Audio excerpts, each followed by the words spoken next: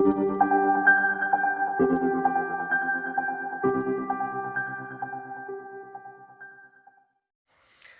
alaikum.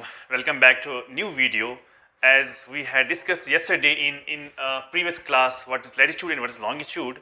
So today we are going to discuss one more topic that is called latitudinal zones or zone of earth surface. ये latitudinal zones क्या होते हैं या zones of earth surface क्या होते हैं, ठीक है। तो अगर हम इसको समझेंगे तो हम इसको समझना है with the help of diagram. That is, for example, if I consider this as an earth, ठीक है भाई, तो अर्थ को अगर हम डिवाइड करेंगे इनटू जोन्स, जो ग्रीक्स ने किया है, number 1 is called equatorial area और इक्वेटोरियल जोन, ठीक है भाई। तो इक्वेटोरियल एरिया किसको कहते हैं? फॉर एग्जांपल अगर मैं यहां पर सेंटर से लाइन मारूं तो इसको हम कहते हैं इक्वेटर। लेकिन इक्वेटोरियल एरिया, इक्वेटोरियल जोन किसको हम कहते हैं? वो होता है, यानी अगर इसका वैल्यू 0 है तो 0 से लेके 10 degree north and 10 degree south, यानी 0 से लेके 10 डिग्री नॉर्थ या 10 डिग्री साउथ, या मैं ऐसे भी कह सकता हूं 10 डिग्री नॉर्थ से लेके 10 डिग्री साउथ तक। For example this is 10 degree north, this is 10 degree south. तो ऐसे करके एक लाइन ड्रॉ करो, ठीक है भाई। तो इस वाले एरिया को हम कहते हैं इक्वेटोरियल एरिया और इक्वेटोरियल जोन, ओके। तो it depends upon the study of climate, ठीक है, vegetation, soils, minerals, etc. तो इक्वेटोरियल एरिया, इक्वेटोरियल जोन हम किसको कहते हैं? 10 डिग्री नॉर्थ, 10 डिग्री साउथ। लेकिन किसका 10 डिग्री? 0 का 10 डिग्री, 0 से लेके 10 डिग्री नॉर्थ और 0 से लेके 10 डिग्री साउथ, या हम शॉर्टली कहते हैं 10 डिग्री नॉर्थ से लेके 10 डिग्री साउथ। उसको हम क्या कहते हैं? उसको हम कहते हैं equatorial area, okay. Then second is tropical area. ये ट्रॉपिक क्या होता है ये भी हम अभी समझाएंगे। ट्रॉपिकल एरिया, अब ये ट्रॉपिकल एरिया क्या होता है? तो ट्रॉपिकल एरिया क्या होता है, मैंने आपको कल भी शायद बोला था, 23.5 डिग्रीज नॉर्थ से लेके 23.5 डिग्रीज साउथ तक। यानी अगर मैं यहां पर लाइन एक ड्रॉ करूं जिसका वैल्यू होगा 23.5 डिग्रीज नॉर्थ, यहां पर और एक लाइन ड्रॉ करूं 23.5 डिग्रीज साउथ, ठीक। यानी अगर मैं ऐसे ही यहां से लाइन एक ड्रॉ करूं,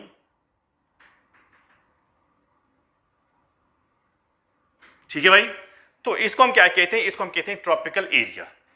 इसको आप ऐसे कर सकते हो, ठीक है भाई, यहां से लेके यहां तक।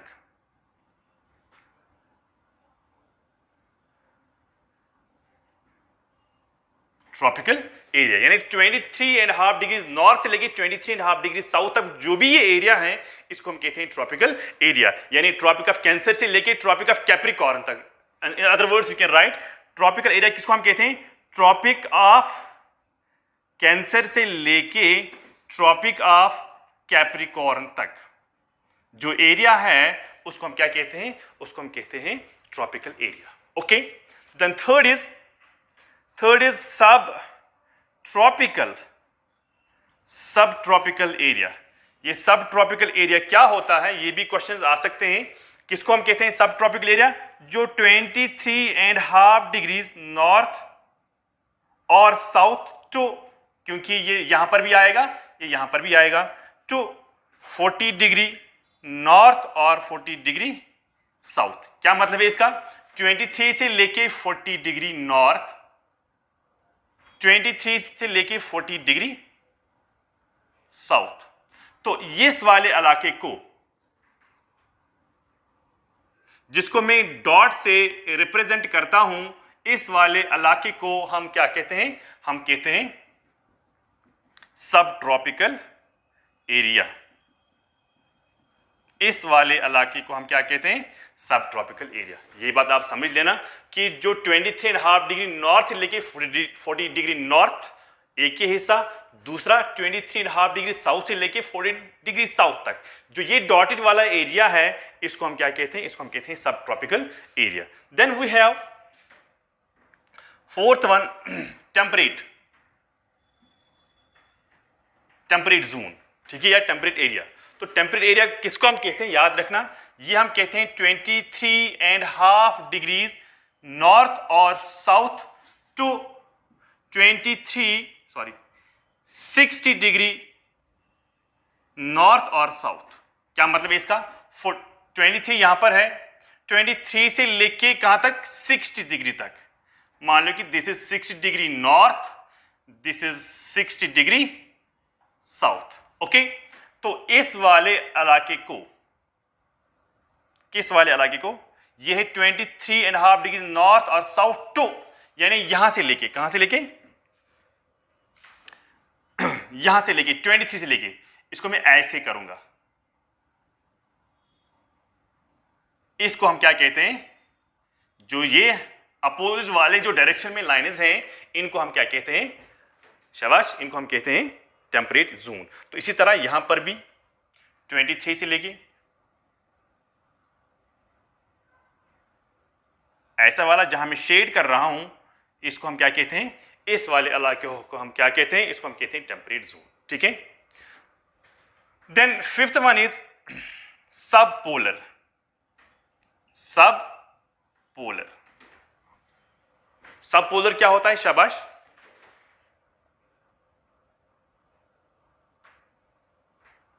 ठीक है। सब पोलर रीजन वो रीजन होता है जिस पर मोस्ट ऑफ द स्कॉलर्स ये बिलीव करते हैं it is area around area of 60, 70 और 80 डिग्री नॉर्थ और साउथ, यानी ये वाला इलाका 80, 60, 70, 80, 60, 70, 80, ये वाला इलाका जो है, इसको हम क्या कहते हैं, ये वाला इलाका, इसको मैं ऐसे शेड कर रहा हूं, ये वाला इलाका जो है, इसको हम क्या कहते हैं, इसको हम कहते हैं sub polar area. Then finally we have last one that is called sixth, that is polar area. Polar area, polar area किसको कहते हैं, it is the area around poles, जो 90 डिग्री, देखो भाई यहां पर 90 डिग्री है नॉर्थ, यहां पर 90 डिग्री है साउथ, जो इस पोल के इर्द गिर्द जो भी एरिया है, जो इस पोल के इर्द गिर्द जो भी एरिया है, उसको हम कहते हैं पोलर एरिया, यानी the area which is around poles. लेकिन पोल का मतलब यहां पर 90 डिग्री, जो 90 डिग्री के इर्द गिर्द जो भी एरिया आता है, इस 60, 70, 80 के बगैर, हाँ 80 के बाद जितना भी एरिया आता है और पोल के इर्द गिर्द आता है चारों तरफ से। इसी तरह साउथ में भी, जिस तरह नॉर्दर्न हेमिस्फीयर में, उस तरह सदर्न हेमिस्फीयर में, जिस तरह नॉर्थ पोल के इर्द गिर्द, उसी तरह साउथ पोल के भी इर्द गिर्द। तो उसको हम क्या कहते हैं, उसको हम कहते हैं पोलर एरिया। आई होप कि यहां तक आपको समझ में आया होगा। तो उसके बाद क्या है,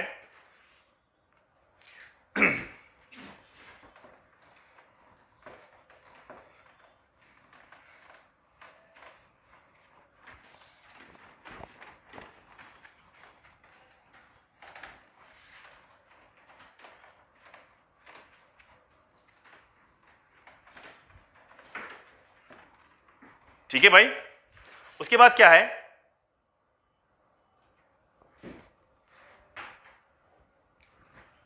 ग्रीक्स जो है, ग्रीक्स, इन लोगों ने क्या किया, इन लोगों ने वर्ल्ड को डिवाइड किया। क्या किया, डिवाइड किया। ग्रीक्स जो है, इन लोगों ने, जो स्कॉलर्स फ्रॉम ग्रीक्स थे, उन लोगों ने वर्ल्ड को डिवाइड किया इनटू 3 जोन्स। आप लिख सकते हो 3 जोन्स, या आप रीजन्स लिख सकते हो, या आप डिवीजन लिखते हो, ठीक है भाई, कोई भी पॉइंट आएगा। क्योंकि इसमें एक क्वेश्चन आया था केएस में भी, जो पीएससी ही करती है, तो पीएससी में भी they can ask you question from this, कि जो वर्ल्ड को ग्रीक्स वालों ने क्या किया, ग्रीक्स वालों ने वर्ल्ड को डिवाइड किया इनटू 3 जोन्स, या आप लिख सकते हो 3 रीजन्स, या आप लिख सकते हो 3 डिविजन्स। तो ऐसे करके उन लोगों ने कैसे डिवाइड किया, से फॉर एग्जांपल हमें ज्योग्राफी में हर कोई चीज समझनी है with the help of diagram, ठीक है भाई। तो अगर ये इक्वेटर है 0 डिग्री, ये है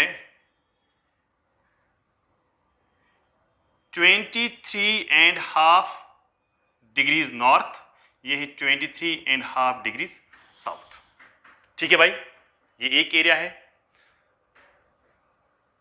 शाबाश। और क्या आता है दूसरा एरिया,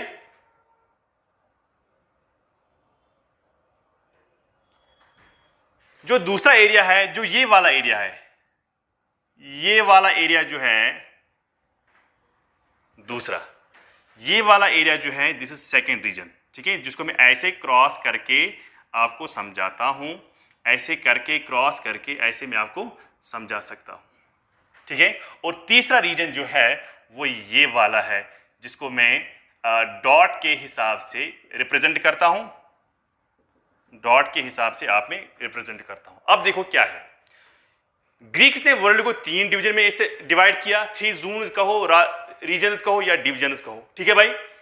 तो कैसे डिवाइड किया कि उन लोगों ने बोला कि जो 23.5 डिग्रीज साउथ से लेके 23.5 डिग्रीज नॉर्थ तक जो एरिया है, ये वाला एरिया जो है, ठीक है भाई, ये वाला एरिया जो है, इसको उन लोगों ने कहा कि दिस एरिया जो है दिस इज हॉट बेल्ट, यानी ये वो इलाका है जो बहुत गर्मी इलाका है।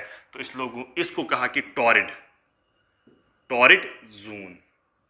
इस वाले को उन लोगों ने क्या कहा, टॉरिड जोन। कौन सा है टॉरिड जोन, जो हॉट बेल्ट है। हॉट बेल्ट कौन सा एरिया है, जो 23.5 डिग्रीज नॉर्थ से लेके 23.5 डिग्रीज साउथ तक जो है वो वाला एरिया क्या है, वो बहुत हॉट है, वो बहुत गर्म है। बहुत गर्म क्यों है, क्योंकि वहां पर वर्टिकल रेज होती है, ठीक है। तो इस इलाके में जो ये इलाका है इसमें वर्टिकल रेज होती है, और वर्टिकल रेज की वजह से यहाँ पर बहुत गर्मी होती है, और उस गर्मी की वजह से इसलिए हम उसको हॉट बेल्ट कहते हैं या टॉरिड जोन कहते हैं। यही क्वेश्चन आया था केस में। तो किस वाले एरिया को हम कहते हैं torrid zone, that is called tropical area, okay. Then second area जो है इसको हम क्या कहते हैं, इसको हम कहते हैं टेम्परेट जोन। टेम्परेट जोन यानी मिड लैटिट्यूड्स को हम मोस्टली टेम्परेट जोन बोलते हैं। मिड लैटिट्यूड्स, मिड लैटिट्यूड्स, जो मिड लैटिट्यूड्स है या टेम्परेट जोन है, उसको हम क्या कहते हैं, ये वाला इलाका है जिसको हम टेम्परेट जोन कहते हैं, या हम उसको मिड लैटिट्यूड कहते हैं। देन फाइनली जो ये वाला इलाका है जिसको हम कहते हैं पोलर, पोलर एरिया है। इस पोलर एरिया पर ठंडी होती है, तो इसीलिए इसको कहा गया फ्रिज्ड, फ्रिज्ड जोन, ठीक है, FRIDGD, फ्रिज्ड जोन। तो ये इलाका जो है ये बहुत ठंडा है, तो इस ठंडे इलाके को हम क्या कहते हैं, इट इज फ्रिज्ड जोन, ठीक है। यानी फ्रिज्ड जोन पोलर एरिया को कहते हैं, मिड लैटिट्यूड को टेम्परेट जोन कहते हैं, और ट्रॉपिकल एरिया को हॉट बेल्ट या टॉरिड जोन कहते हैं। तो यहां पर मैं लिख सकता हूं polar area number 1, number two जो है दैट इज मिड लैटिट्यूड, ठीक है, and number 3 that is tropical belt. तो इसको हम क्या कहते हैं, इसको क्या कहते हैं, इसको क्या कहते हैं, जो पोलर एरिया है that is called frigid, okay. The mid latitude जो है ओके, उसको क्या कहते हैं, उसको कहते हैं टेम्परेट। जो ट्रॉपिकल एरिया जो है उसको हम कहते हैं हॉट बेल्ट या टॉरिड जोन, टॉरिड जोन आप कह सकते हो, ठीक है भाई।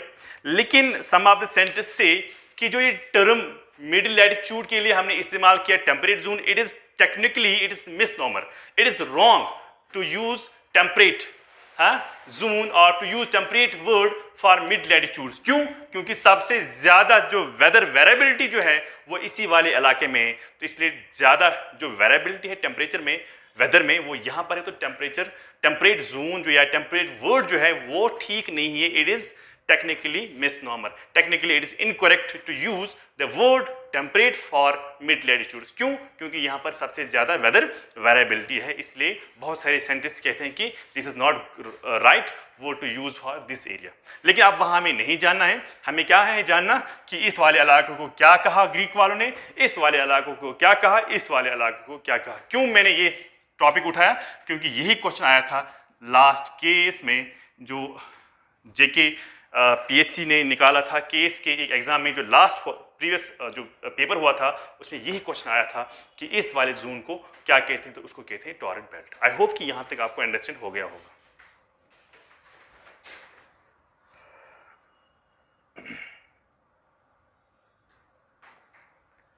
ठीक है भाई,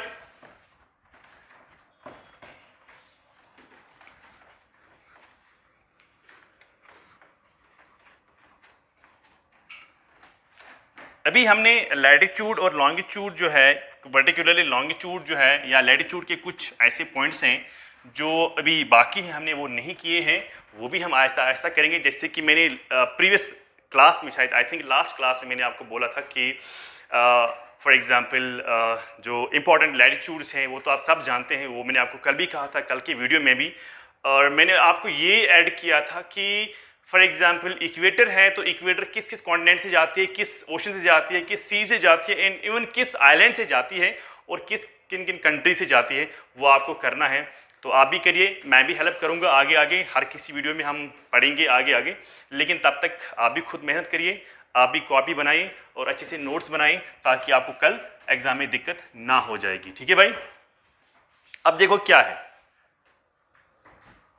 आज थोड़ा सा हम वापस जाते हैं, हम लिखते हैं यहां पर लॉन्गिट्यूड एंड टाइम, यानी लॉन्गिट्यूड के मदद से हम क्या करते हैं, हम टाइम निकालते हैं। अगर हमें फॉर एग्जांपल इंग्लैंड में ये टाइम है तो इंडिया में कौन सा टाइम होगा, अगर इंडिया में ये टाइम है तो अमेरिका में कौन सा टाइम होगा, फॉर एग्जांपल इंग्लैंड में ऐसा टाइम है तो जापान में क्या टाइम होगा, अगर इंडिया में ऐसा टाइम है तो फॉर एग्जांपल म्यांमार में कौन सा टाइम होगा, पाकिस्तान में कौन सा टाइम होगा, अफगानिस्तान में कौन सा टाइम होगा। ठीक है, इसको कैलकुलेट कैसे करते हैं वही हम देखने जा रहे हैं। So here it is clear that with the help of latitudes, with the help of longitudes we are able to find the time. So longitude के मदद से हम टाइम को कैलकुलेट कर पाते हैं। लेकिन ठीक है, जब हमें लैटिट्यूड और लॉन्गिट्यूड का कॉन्सेप्ट ही नहीं था तो फिर उस टाइम पर हम टाइम को कैसे कैलकुलेट करते थे। सो वी कैलकुलेटेड टाइम, हम कैलकुलेट करते थे किसको, टाइम को, on the base of what, on the basis of position of sun in the sky। यानी पहले हम क्या करते थे कि हम टाइम को कैलकुलेट करते थे on the basis of position of the sun in the sky, यानी जिस लेवल पर, जिस डायरेक्शन में पोजीशन होगी सन की स्काई में, उसी के हिसाब से हम टाइम बोलते थे। फॉर एग्जांपल अगर सुबह जब होती है तो हॉराइजन में सन होता है तो हम कहते हैं कि सन इज इन द हॉराइजन, तो सुबह का टाइम है। जो ही सन ऊपर आने लगता है हम कहते हैं हाँ 6 बज गए, 7 बज गए, 8 बज गए, 10 बज गए, 11 बज गए। जो ही सन हमारे बिल्कुल ओवरहेड होता है हम कहते हैं नून टाइम होता है, यानी 12 बजे। फिर जब उसके आगे जब सन जाता है, हमारे हेड के आगे जब सन जाता है तो 1 2 3 4 5 6 करके ऐसे करके जब लास्ट में सन फिर हॉराइजन पर होता है हम कहते हैं कि अब शाम का टाइम है। तो हर जगह हम लोकल टाइम जो है वो हम कैसे देखते थे, position of the sun in the sky. हर जगह जहां पर भी हमें देखना होगा तो हम फॉर एग्जांपल अगर आपके घर में जो मतलब एज्ड होंगे, अगर उनको भी आप आज कहोगे कि पहले आप क्या करते थे, वो आज भी वही करते होंगे। अगर उनको टाइम देखना नहीं आता है वो आज भी ये कहेंगे कि अब ये टाइम हो गया, अब 10 बज गए, अब 4 बज गए, फिर वही 4 होते हैं। मैं ये नहीं कहता एग्जैक्टली 4 होगा, 4 के अराउंड ही होगा, 10 मिनट कम 4 या 10 मिनट के ऊपर 4 होगा। हाँ, अगर वो बोलेंगे दिन के 10 बज गए हैं, सुबह के 10 आई मीन से, तो वो कहेंगे कि 10 बज गए हैं, क्योंकि वो देखेंगे position of the sun in the sky. तो मैं ये नहीं कह सकता हूँ बिल्कुल 10 होगा, हाँ 10 भी हो सकता है, लेकिन 10 मिनट कम, 15 मिनट कम या 15 मिनट ऊपर, ऐसे करके 10 के अराउंड ही होगा, क्योंकि हर जगह हम लोकल टाइम को कैलकुलेट करते थे। लेकिन अगर कोई कंट्री वास्ट कंट्री होगी तो वहाँ पर सेम टाइम पर हर एरिया पर सेम लाइट नहीं होगी। ठीक है, तो इसको कंफ्यूजन को ख़त्म करने के लिए बहुत सारा टाइम इसको लगा, लेकिन सबसे एक फेमस बंदे थे और वो मुझे आप कहेंगे कि वो कौन है कि जिसने इस लड़ाई को ख़त्म की। उसने कहा कि जब हम टाइम देखते हैं on the base of position of the sun in the sky, it is a very confusing. So who was a person who led a fight to finish the confusion once for all, और वो कौन था और उसने क्या किया। शाबाश।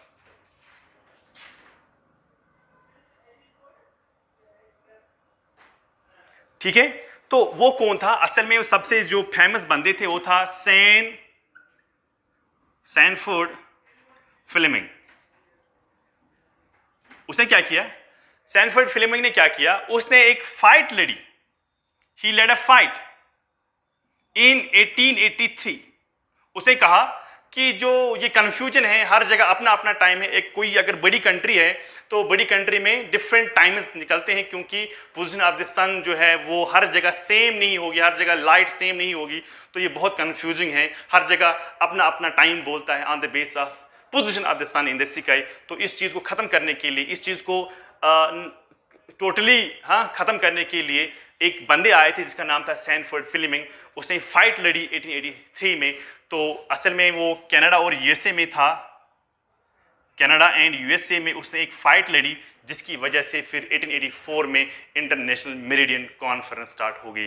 तो आप लिख सकते हो इंटरनेशनल, कभी कभार एब्रीवेशन आ सकती है, इंटरनेशनल मेरिडियन कॉन्फ्रेंस। जो इसकी वजह से, जो इसने फाइट लड़ी कि हमें बहुत कन्फ्यूजन हो रहा है, बहुत सारी प्रॉब्लम्स हो रही हैं टाइम को कैलकुलेट करने में, तो उसने 1883 में फाइट की। तो फिर क्या हुआ, इस फाइट की वजह से, जो उसने यूएसए और कनाडा में लड़ी, इस फाइट की वजह से इंटरनेशनल मेरिडियन कॉन्फ्रेंस हुई 1884 में। 1884 is the year which is very important year in geography, कि जिसके बुनियाद पर हमने इंटरनेशनल मेरिडियन कॉन्फ्रेंस की। अब इस इंटरनेशनल मेरिडियन कॉन्फ्रेंस में हमने क्या किया वो हम आगे पढ़ेंगे।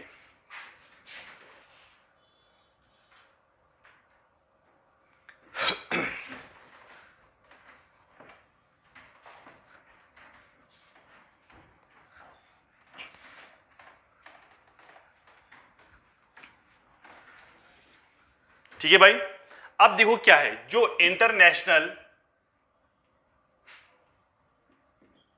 मेरिडियन कॉन्फ्रेंस जो हुई थी वो हुई थी 1884 में। This is the very important year in geography, जो सैनफोर्ड फ्लेमिंग की वजह से 1883 में हुई थी, उसे फाइट लड़ी और 1884 में इंटरनेशनल मेरिडियन कॉन्फ्रेंस हुआ। तो इस मेरिडियन कॉन्फ्रेंस में क्या हुआ कि वर्ल्ड जो है, वर्ल्ड को डिवाइड किया गया था into 24 zones. How many? 24 zones, याद रखना। इसमें हमने क्या किया, 24 जोन्स यानी 24 डिविजन्स हमने पूरे ग्लोब को, पूरी अर्थ को किया। तो क्या किया हमने, 12 डिविजन्स यहाँ से किए और हमने 12 डिविजन्स यहाँ से किए, यानी 12 + 12 इज इक्वल टू 24। ठीक है, 12 डिविजन्स यहाँ से और 12 डिविजन्स यहाँ से। लेकिन क्वेश्चन ये है कि आपने स्टार्टिंग पॉइंट कहाँ से किया? आपने यहाँ से क्यों नहीं किया? आपने यहाँ से स्टार्ट क्यों नहीं किया? आपने यहाँ से स्टार्ट क्यों नहीं किया? आपने यहाँ से स्टार्ट क्यों नहीं किया? क्योंकि जब अर्थ आप कहते हो कि अर्थ इज स्फेरिकल, आपने फिर यहाँ से स्टार्ट कैसे किया? ठीक, तो यहाँ से हमने इसलिए स्टार्ट किया क्योंकि यहाँ तो 0 है, तो यहाँ से लेके हमने 12 जोन्स बनाए, यहाँ से लेके हमने 12 जोन्स बनाए, यानी इसको हम कहते हैं 12 in the east, 12 in the west. So 12 + 12 is equal to 24 in total. ये है ना, 12 जोन हमने यहाँ पर बनाए, 12 जोन हमने यहाँ पर बनाए। तो इसी को हमने क्यों सेंटर किया, और ये सेंटर कहाँ पर है? जो 0 डिग्री है, जो मैंने आपको कल भी बोला था, उसका नाम है 0 डिग्री प्राइम मेरिडियन, जो मैंने आपको कल की वीडियो में भी पढ़ाया था कि 0 डिग्री प्राइम मेरिडियन जो है, इसको हमने सेंटर किया। तो ये मेरिडियन कॉन्फ्रेंस जो है, ये कहाँ पर हुआ था, क्यों वहाँ के स्कॉलर्स ने, साइंटिस्ट ने इसी को सिलेक्ट किया? ये हुआ था वाशिंगटन डीसी में, वाशिंगटन डीसी में। ठीक है, यूएसए में हुआ था। तो यूएसए में Washington is a place there, state there. Washington DC जो है, तो वाशिंगटन में हमने इंटरनेशनल मेरिडियन कॉन्फ्रेंस किया। जितने भी वहाँ पर साइंटिस्ट थे, उन लोगों ने 0 को क्यों मार्क किया, इधर ही, इधर क्यों नहीं, इधर क्यों नहीं, या कहीं और प्लेस पर क्यों नहीं मार्क किया, तो इधर ही क्यों मार्क किया? What was the reason? The reason is कि जो 0 डिग्री प्राइम मेरिडियन है, ठीक है भाई, 0 डिग्री प्राइम मेरिडियन जो है, इसको हमने ग्रीनविच से लिया था। कहाँ से लिया? ग्रीनविच लंदन से हमने लिया। ओके, ग्रीनविच लंदन से हमने लिया। अब क्या हो जाएगा, जब हमने ग्रीनविच लंदन से लिया तो क्यों लिया वहां से? The reason is, first reason I will write here, first reason. First reason क्या था जिसकी वजह से हमने ग्रीनविच से ही 0 डिग्री प्राइम मेरिडियन को ले लिया? क्यों? क्योंकि सबसे पहले यूके जो है, यूके वाज पावरफुल। पहला पॉइंट कि यूके पावरफुल है, उन्होंने रेफरेंस लाइन अपने ही कंट्री से ली। दूसरा, there was also a laboratory which was working there for this purpose, यानी इसी पर्पज के लिए एक लेबोरेटरी ऑलरेडी वहां पर डिवाइस हुई थी जो काम कर रही थी किसको, 0 डिग्री को या इन 12 डिवीजन को मार्क करने के लिए, ठीक है। लेकिन थर्ड जो है दैट्स वेरी इंपॉर्टेंट रीजन, अगर आपको क्वेश्चन इंटरव्यू में ऐसा आएगा, ठीक है, क्योंकि जेके पीएससी ने इसके लिए इंटरव्यू भी रखा है, तो इंटरव्यू में आप क्या करेंगे, अगर यही क्वेश्चन आपको आएगा वहां पर, ठीक है, देखो 2 चीजें के लिए आपको क्वेश्चन पूछा जाएगा, एक पूछा जाएगा जो भी सिलेबस है उसके बारे में आपको क्वेश्चन पूछा जाएगा इंटरव्यू में, प्लस मे बी आपको जो ऑप्शनल अपना होगा, मुझे नहीं लगता है कि उसके बारे में आपको पूछा जाएगा, जो भी सिलेबस है, फॉर एग्जांपल कॉर्पोरेट सेक्टर के बारे में आपको बोला जाएगा, फॉर एग्जांपल जो भी करंट अफेयर्स जो आपके सिलेबस में उसके बारे में आपको क्वेश्चन आएंगे, जो ज्योग्राफी का पार्ट है, पॉलिटी का पार्ट है, ठीक है, या इकोनॉमिक्स का पार्ट है, या जो भी बाकी पार्ट्स हैं इस सिलेबस में उसके बारे में आपको क्वेश्चन पूछा जाएगा। मान लो कि अगर आपको यही क्वेश्चन पूछा गया वहाँ पर कि आपने ज्योग्राफी पढ़ी है, तो ज्योग्राफी में आप मुझे ये रीज़न बोले कि 0 डिग्री को क्यों इंग्लैंड से ही, क्यों Greenwich is a place in London, in east of London, अगर मैं यहाँ पर ये लंदन बनाऊँ तो ये लंदन का ईस्ट हो गया, ये लंदन का वेस्ट हो गया, तो लंदन की ईस्ट से जा रही है, ओके। अब ये लंदन की ईस्ट से जा रही है तो क्यों जा रही है, तो थर्ड रीजन आप कहना कि जो 0 डिग्री है, जो इसके पीछे जो क्या कहते हैं लैटिट्यूड लॉन्गिट्यूड है, दैट इज 180 डिग्री लॉन्गिट्यूड, ठीक है, दैट इज 180 डिग्री लॉन्ग, और वही 180 डिग्री वो लॉन्गिट्यूड है जहां से दिन का आगाज हो जाता है, जहां से दिन शुरुआत होती है, ठीक है। तो अगर 0 डिग्री को कहीं और से लेता तो फिर क्या फर्क पड़ती, आपने यहां से क्यों लिया, चलो ठीक है 180 डिग्री इसके पीछे से है, say for example if I can make you understand in this way, just wait a second, see for example this is globe, यही मैंने बनाया, ये खोल के है, अब ये ग्लोब है, ठीक है। अब क्या है कि ये जो ये लाइन है, ये वाली लाइन, ठीक है, ये 0 डिग्री है, ये वाली लाइन, इस 0 को यहां से क्यों लिया, यहां से क्यों नहीं लिया, यहां से क्यों लिया, ठीक है। 0 को इसलिए यहां से लिया गया क्योंकि जो इसके पीछे जो लाइन है, इसके पीछे लाइन, ये वाली लाइन है 180 डिग्री, इस 180 डिग्री से क्या होता है, दिन का आगाज शुरू होता है, यानी दिन वहां से स्टार्ट होता है। जब आप कहते हो ना रात के 12 बजे, तो सुबह असल में वहां से ही यहाँ से स्टार्ट होती है, इसीलिए उन लोगों ने 0 को इंग्लैंड से लिया तो 180 को पीछे से लिया। फिर क्या मतलब था इसका, चलो ठीक है आपने ले लिया ये, तो फिर इससे क्या हो जाएगा, इससे ये हो जाएगा कि 0 डिग्री, मान लो कि this is 180 degree, for example consider this as, for example consider this as, this जो इसके पीछे है, consider this line as 180 degree, ठीक है। तो 180 से हमने क्या लिया, हमने और एक लाइन को मार्क किया, वो जिगजैग फॉर्म में है, ठीक है भाई, उसको हम कहते हैं IDL, इंटरनेशनल डेट लाइन। अब सुन लेना मेरी बात, जो 0 डिग्री के अपोजिट जो लॉन्गिट्यूड है दैट इज 180, 180 से ही हमने क्या किया, एक लाइन को ड्रॉ किया, ठीक है, तो उसको हम कहते हैं इंटरनेशनल डेट लाइन। अब जो 180 है वो स्ट्रेट है, लेकिन जो आइडियल है वो जिगजैग फॉर्म में है। ये जिगजैग में क्यों है, इसी में आपका आंसर निकलेगा कि 0 को हमने यहाँ से क्यों लिया, 180 को हमने इसके पीछे रखा, तो 180 जो है वो वहाँ से आ रहा है, 0 यहाँ से आ रहा है, तो 0 को हमने यहाँ ही क्यों मार्क किया, तो यहाँ पर इसका आंसर है। तो इसका आंसर क्या है, कहा गया कि जो भी ये लाइन है, कौन सी लाइन, 180 डिग्री जो लाइन है ये जिगजैग है। ये जिगजैग क्यों है, क्योंकि जितने भी एरियाज यहाँ पर आते हैं ये उनसे दूर रहती है। अगर क्यों रहती है दूर से, for example this is an area, अगर ये जिगजैग यहाँ से जाएगी किसी एरिया में तो टाइम यहाँ से कैलकुलेट हो जाता है। तो मुझे बोलो ये वाले क्या बोलेंगे टाइम क्या है, ये वाले क्या बोलेंगे टाइम क्या है, तो यहाँ पर कंफ्यूजन होगा। से फॉर एग्जांपल यहाँ पर भी 6 होगा, यहाँ पर भी 6 होगा, मगर यहाँ पर मंडे होगा, यहाँ पर भी संडे ही होगी। तो ये वाले कहेंगे संडे, सेम ऑफिस में जाते हैं, ये वाले कहेंगे मंडे, ये भी सेम ऑफिस में जाते हैं। जब ये भी ऑफिस में जाता है, ये भी ऑफिस में जाता है, ये ऑफिस आएगा ही नहीं, ये ऑफिस जाएगा। क्यों, क्योंकि इनके लिए मंडे है, इनके लिए संडे है, क्योंकि दिन का आगाज यहाँ स्टार्ट होता है। तो जब दिन का आगाज यहाँ स्टार्ट हो गया, ठीक है, तो इनको अंधेरा है, इनको लाइट है, तो इनको रोशनी आ गई, इनका दिन स्टार्ट हो गया। इनको अभी लाइट नहीं आई, इनको भी अंधेरा है, तो ये कहाँ से आएंगे, क्या, ऑफिस।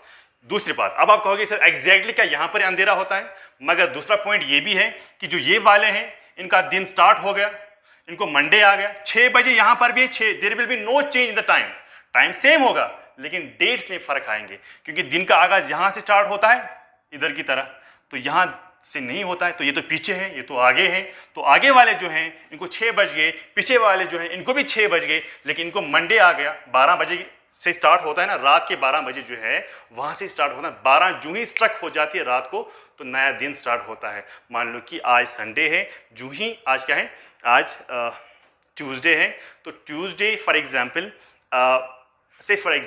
आज ट्यूसडे है, जब रात के 12 बजे हो जाएंगे तो इधर वाला ट्यूसडे में ही है, जो इस लाइन की इस साइड में रहता है वहां पर दिन का आगाज स्टार्ट हो गया, तो वहां से वेडनेसडे हो गया। ठीक है, तो सुबह के 6 इधर भी होंगे, सुबह के 6 इधर भी होंगे, सुबह के 10 इधर भी होंगे, सुबह के 10 इधर भी होंगे। There will be no change in time at all, there will be change in the dates. तो ये कंफ्यूजन को दूर करने के लिए, इसको हटाने के लिए हमने 0 को इंग्लैंड से लिया, ताकि 180 जो उसके साथ जो आइडियल आएगी, आइडियल इंटरनेशनल डेट लाइन, वो पानी से गुजर जाएगा। पानी में कोई रहता नहीं है, तो पानी में अगर हम लेते हैं तो क्या फ़ायदा है, तो जो भी एरियाज़ हैं वो लैंड पर है, पानी में कोई एरिया नहीं है, तो वहाँ पर कोई कन्फ्यूजन नहीं रहेगा। हाँ, अब आते हैं कुछ आइलैंड जो मैं आपको आगे पढ़ाऊँगा, कुछ आइलैंड्स आते हैं, इसीलिए ये जिग-जैग है, ये उन आइलैंड्स को छोड़ती है। अगर कोई आइलैंड है वो यहाँ पर है, कोई आइलैंड है यहाँ पर है, तो ये खुद जिग-जैग है, कोई आइलैंड यहाँ पर है, तो इसीलिए जिग-जैग है। जिग-जैग क्यों है, क्योंकि आइलैंड से नहीं जाती। अगर ये आइलैंड से जाती तो फिर से वही कन्फ्यूजन। ठीक है, तो इस कन्फ्यूजन को दूर करने के लिए हमने जिग-जैग बनाया और हमने 0 को इंग्लैंड से लिया, ताकि जो 180 पीछे आएगा वो वाटर बॉडी से ही जाती है। ठीक है, एक बार एक क्वेश्चन आया था कि जो पीछे जो 180 या आप आइडियल कहते हो इंटरनेशनल डेट लाइन, वो किस सी से जाती है, ये भी एक बार क्वेश्चन आया था। जो इसके पीछे जो आइडियल है वो किस सी से जाती है, यानी IDL किस सी से जाती है, वो जाती है बेरिंग सी से, बेरिंग सी। ये एक बार क्वेश्चन आया था कि आइडियल किस सी से पास हो जाती है। जब आप घर में एटलस खोलेंगे या ग्लोब खोलेंगे, आप पीछे से देख लेना कि पीछे से एक बेरिंग स्ट्रेट है, तो आपके लिए क्वेश्चन है कि बेरिंग स्ट्रेट जो है वो किन वाटर बॉडीज को कनेक्ट करती है। मुझे आप नेक्स्ट इस वीडियो के कमेंट बॉक्स में लिखना। आई होप कि यहाँ तक आपको समझ में आया होगा। मगर असल की बात क्या है,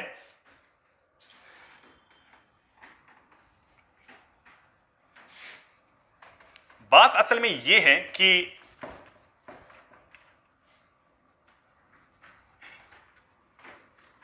जो हमने यहां पर 12 जोन्स किए, वहां पर 12 जोन्स किए, तो क्यों वो जोन्स हमने किए, ताकि हर कोई एरिया अपने जोन के हिसाब से टाइम को कैलकुलेट करेगा। देखो फॉर एग्जांपल यहां पर कोई एरिया है, ठीक है, this is 0, this is 15, sorry this is 15, this is 30, this is 45, okay, तो this is 30, this is 45 and so on. कितने हो गए, 1 2 3 4 5 6 12 तक। इसी तरह 1 2 3 4 5 6 12, 12 प्लस 12 जो है 24। जो ये 12 आएंगे लास्ट में ये मिलेंगे, यहां से भी 12 और यहां से भी 12। मैं आपको यहां पर दिखा सकता हूं कि अगर आप यहां से स्टार्ट कर रहे हो, यहां से लेके 12, यहां से लेके 12, 12 प्लस 12 इज इक्वल 24, तो 24 टाइम्स जोन्स टोटल है। ठीक है भाई, अब इस जोन के हिसाब से इनको टाइम कैलकुलेट करना है, इस जोन के हिसाब से इनको टाइम कैलकुलेट करना है, इसके हिसाब से और इसके हिसाब से। से फॉर एग्जांपल अगर यहां तक 15 आया तो यहां तक कितना होगा, शाबाश, 7.5 है ना, यहां से 7.5 है, यहां से 7.5 है, 7.5 प्लस 7.5 इज इक्वल 15, 7.5 हो गया 15, 15 प्लस 50 इज इक्वल 30, 7.5, ठीक है, 7.5 कितने हो गए 15, 15 प्लस 30 इज इक्वल 45। ऐसे करके इधर भी आएगा।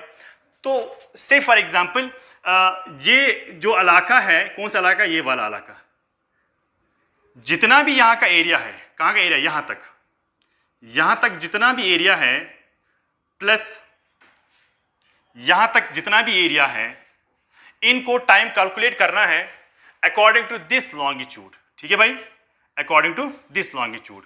अगर इनको टाइम कैलकुलेट करना है, कोई इंसान यहाँ, कोई बंदा यहां पर रहता है, कोई बंदा यहां पर रहता है, ओके, तो इस बंदे को जहां पर ये रहता है और जहां पर ये रहता है, इनको टाइम कैलकुलेट करना है अकॉर्डिंग टू दिस लॉन्गिट्यूड, ना कि दिस लॉन्गिट्यूड, ना कि दिस लॉन्गिट्यूड। ठीक है, अब जो ये वाला है ये मेन लॉन्गिट्यूड है, जो जून है सेकंड थर्ड जून, इस वाले इलाके में जितने भी लोग रहते हैं इनको इसके हिसाब से टाइम कैलकुलेट करना है, इनको भी इसके हिसाब से टाइम कैलकुलेट करना है, इनको उधर उधर जाने की जरूरत नहीं है। ठीक है, अब लास्ट में आपको मैं क्या कहूंगा कि जितने भी डिवीजन हमने किए वो वाले डिवीजन के हिसाब से वहां के लोगों को टाइम को सेट करना होगा, जिससे कंफ्यूजन दूर हो जाएगा। टाइम को कैसे कैलकुलेट करते हैं उसके बारे में हम क्वेश्चंस भी करेंगे। अब इतना याद रखना, ये मेन लॉन्गिट्यूड है, ये भी मेन लॉन्गिट्यूड है, ये भी मेन लॉन्गिट्यूड है। इस जो मेन डिवीजन जो है इसी के हिसाब से जितने भी लोग इसके इर्द गिर्द रहते हैं, जितने भी प्लेसेस हैं, उनको टाइम चाहे वो ये वाला होगा या ये वाला होगा, उनको इसके हिसाब से टाइम को सेट करना है। यहां और यहां इन दोनों को इसके हिसाब से टाइम को सेट करना है। ठीक है, से फॉर एग्जांपल यहां पर कोई और है 7.5, ठीक है, इस वाले को और इस वाले को टाइम कैसे कैलकुलेट करना है, इसके हिसाब से टाइम कैलकुलेट, क्योंकि this is the main longitude. तो जो मेन लॉन्गिट्यूड से जो मेन डिवीजन है उन्हीं के हिसाब से जितने भी एरियाज उसके अगल बगल में आएंगे उनको टाइम को कैलकुलेट करना है उसी डिवीजन के हिसाब से। Got the point? Now how do we select this standard time? जो स्टैंडर्ड टाइम है, जिस स्टैंडर्ड टाइम के हिसाब से आप कैलकुलेट करते हो, हम कैसे इनको सिलेक्ट करते हैं? What is the criteria? Criteria क्या है जिस क्राइटेरिया पर हम क्या करते हैं, हम टाइम को सेट करते हैं, यानी स्टैंडर्ड टाइम को सेट करते हैं। फॉर एग्जांपल इंडिया का अपना स्टैंडर्ड टाइम है जिसको हम IST कहते हैं, GMT है, पाकिस्तान का अपना स्टैंडर्ड टाइम है, ठीक है, से फॉर एग्जांपल चाइना का अपना स्टैंडर्ड टाइम है, हर किसी कंट्री को अपना अपना स्टैंडर्ड टाइम है। But what is the criteria? What is the criteria? Criteria क्या है जिसके बुनियाद पर हम उसको सिलेक्ट करते हैं? Number 1 is it should be centrally located। क्या है? ये सेंटर में होना चाहिए। अगर कोई कंट्री है, say for example this is country A, इस कंट्री के सेंटर में होना चाहिए, ताकि जो कंट्री के इस साइड में होंगे ये वाले इलाके और कंट्री के इस साइड में होंगे ये वाले इलाके, ये भी टाइम को सेट करेंगे अकॉर्डिंग टू दिस लॉन्गिट्यूड, ये भी टाइम को सेट करेंगे अकॉर्डिंग टू दिस लॉन्गिट्यूड, क्योंकि ये वाला मेन डिवीजन है जो मैंने आपको अभी पढ़ा है। Okay, then second is it should have historically or culturally, या culture, it should have historical or cultural importance। ठीक है भाई, it should have centrally located, historical or cultural importance। Third, this is very important, so I will mark with it with stars। This is very important। एक ये भी important है, ये भी important है। Say for example किसी country में historical या cultural importance नहीं है, तो क्या हम वहाँ पर standard time नहीं लगा सकते? क्यों नहीं लगाएंगे? So this is not very important। This one is important, but सबसे important जो है वो third वाला है। वो क्या है? Should be, ये पूरा लिखता हूँ, should be divisible